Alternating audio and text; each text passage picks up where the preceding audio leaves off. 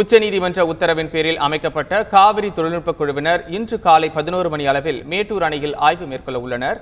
இது தொடர்பாக கூடுதல் விவரங்களை தருகிறார் சேலம் செய்தியாளர் சுரேஷ் பாபு.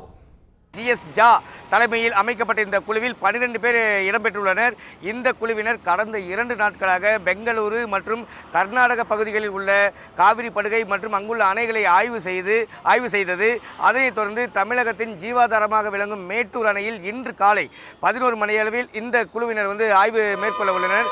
அதாவது உச்சநீதிமன்ற உத்தரவுக்கு பிறகு கர்நாடக அரசு தமிழகத்திற்கு எவ்வளவு தண்ணீர் வழங்கியுள்ளது, அந்த தண்ணீர் எவ்வளவு மேட்டூர் அணைக்கு வந்துள்ளது, தற்போதைய மேட்டூர் அணையின் நிலவரம், மேட்டூர் அணையிலிருந்து வெளியேற்றப்பட்டுள்ள நீரின் அளவு இவற்றை கணக்கீடு இன்று செய்ய உள்ளனர். இதனைத் தொடர்ந்து இந்த குழுவினர் ஈரோடு மாவட்டம் சத்தியமங்கலம் அருகே உள்ள பவானிசாகர் அணைக்கு சென்று அங்கு ஆய்வு மேற்கொள்ள உள்ளனர்.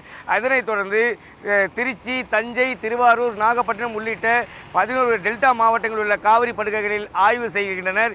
இந்த குழுவினர் வரும் 16ஆம் தேதி வரை இந்த ஆய்வை மேற்கொண்டு இந்த அறிக்கையை வரும் 17ஆம் தேதி உச்சநீதிமன்றத்தில் தாக்கல் செய்ய உள்ளனர் என்பது குறிப்பிடத்தக்கது. தந்தி டிவி செய்திகளுக்காக ஒளிப்பதிவாளர் ஹரிவுடன் சேலத்திலிருந்து SK சுரேஷ்.